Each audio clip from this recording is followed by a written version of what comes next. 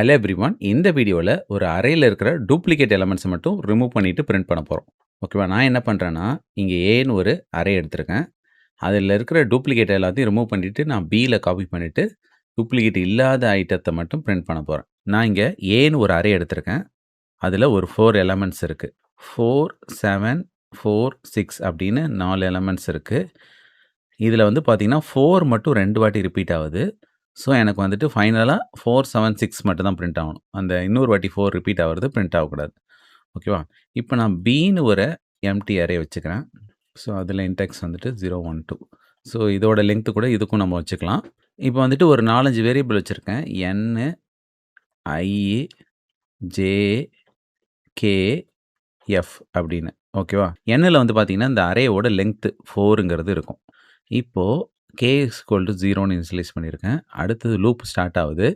இங்க i is equal to 0ன்னு லூப்ப ஸ்டார்ட்டிங் வேல்யூவா வைக்கிறேன். லெஸ் தென் என்னான்னு கண்டிஷன் செக் பண்றேன். அதாவது 0 லெஸ் தென் 4ஆங்கும்போது கண்டிஷன் ட்ரூவா? கண்டிஷன் ட்ரூனா திரும்ப கீழ வரேன். எஃப் இஸ் ஈக்குவல் டூ 1 அப்படின்னு ஒரு ஃபிளாக் வேல்யூ ட்ரூன்னு செட் பண்றேன். இங்க உள்ள வந்து பார்த்தீங்கன்னா, இன்னொரு லூப் இருக்கு. அதுக்கு வேரியபிள் ஜேன்னு யூஸ் பண்ணியிருக்கேன். அதுக்கு starting value 0ன்னு வச்சுடுறேன்.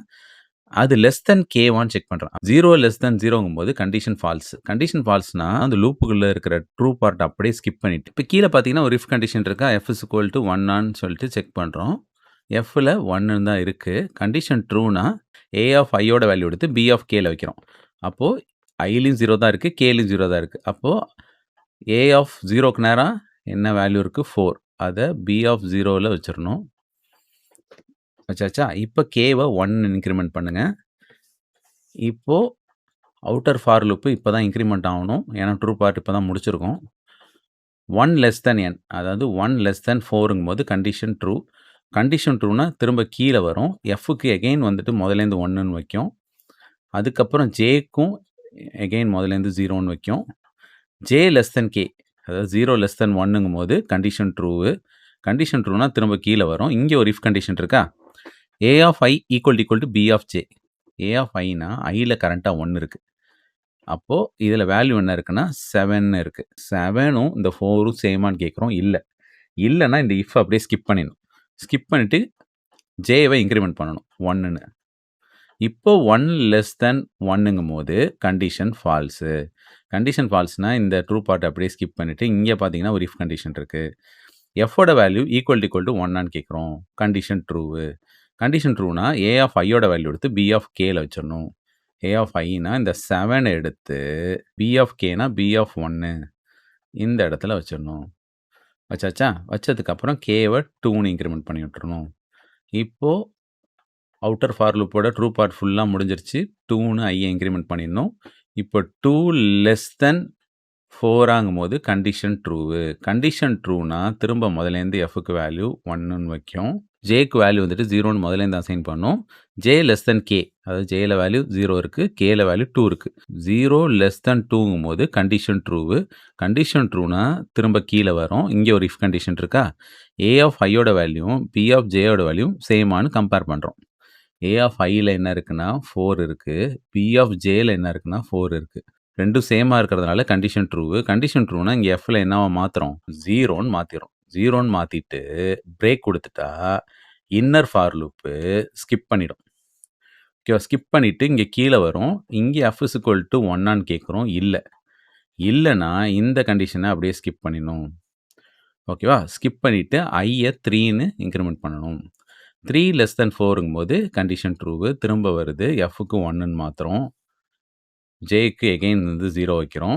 J less than கே1 கண்டிஷன் செக் பண்றோம். அதாவது 0 லெஸ் தென் 2 வாங்கும்போது கண்டிஷன் ட்ரூ. கண்டிஷன் ட்ரூனா திரும்ப கீழ வருது.